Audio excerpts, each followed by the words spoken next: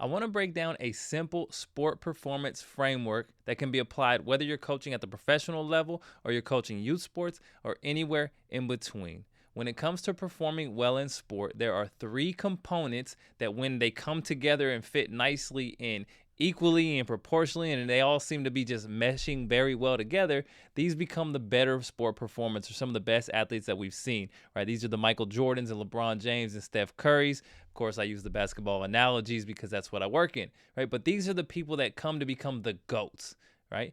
And then if you're missing one part of this, well, then it's probably going to hurt your legacy. Or if you're a youth sports athlete, it's going to hurt your chances of kind of growing up and becoming a professional. So typically, these three parts have to come together well. And when they do, you end up being a GOAT in the industry. So let's talk through them real quick, okay? We'll make it simple. As I said before, there's three parts.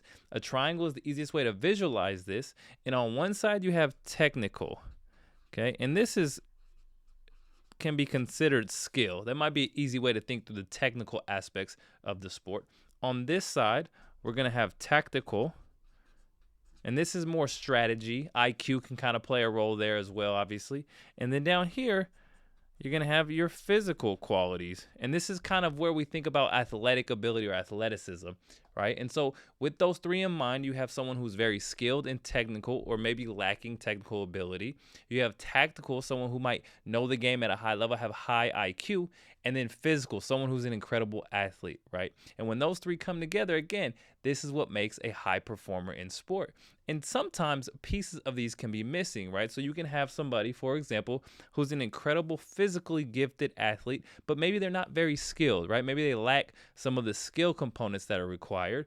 Or it could be reversed. You could have someone who maybe is not a physical specimen, but is highly skilled, right? A Steph Curry actually might fit well there, right? Someone who maybe isn't jumping 40 inches high, maybe isn't the biggest person out, but is so skilled that would overcome any limitation here.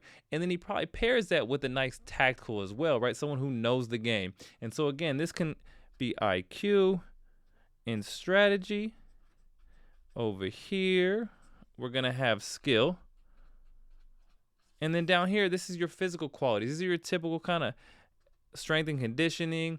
Health is probably going to be employed here as well. Availability is the best ability, right? And so within these three parts, as they come together, you can think through different examples of different athletes in different sports who might have them all come together nicely, or someone who might have a high IQ. Maybe they're very skilled, but not the most physical specimen, right? Or someone who actually just has an extremely high IQ and maybe actually doesn't have any of the other two. Someone who's actually dominating currently in the NBA space is Joker from the Denver Nuggets. Again, someone who probably isn't going to be, labeled or described as a physical specimen, but clearly high IQ and very technical skill, a lot of technical skill. Within this bottom space, this is typically where we reside. So in this physical space, this is going to be strength and conditioning coaches, athletic trainers, your sports med staff. These are your doctors and your physios or physical therapists. But this is the space that most of us, if you're on this channel, you probably work in the space like I do. This is where we're going to take a ton of pride. And we're trying to improve athleticism or athletic ability and also keep our athletes healthy and available and on the court, right?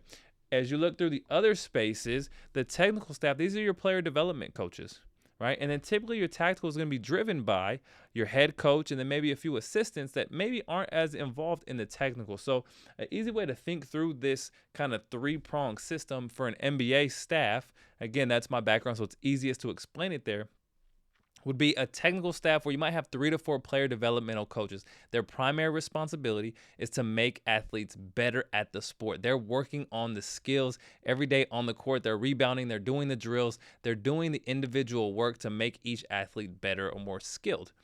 The head coach and the coaching staff are responsible for game tactics. How are we guarding the ball screen? What plays are we executing down the stretch? All of that is going to be more strategy and tactics. And then obviously the physical side is that physical development staff that we talked about, the strength coaches, athletic trainers, physical therapists, and everyone that might be involved there.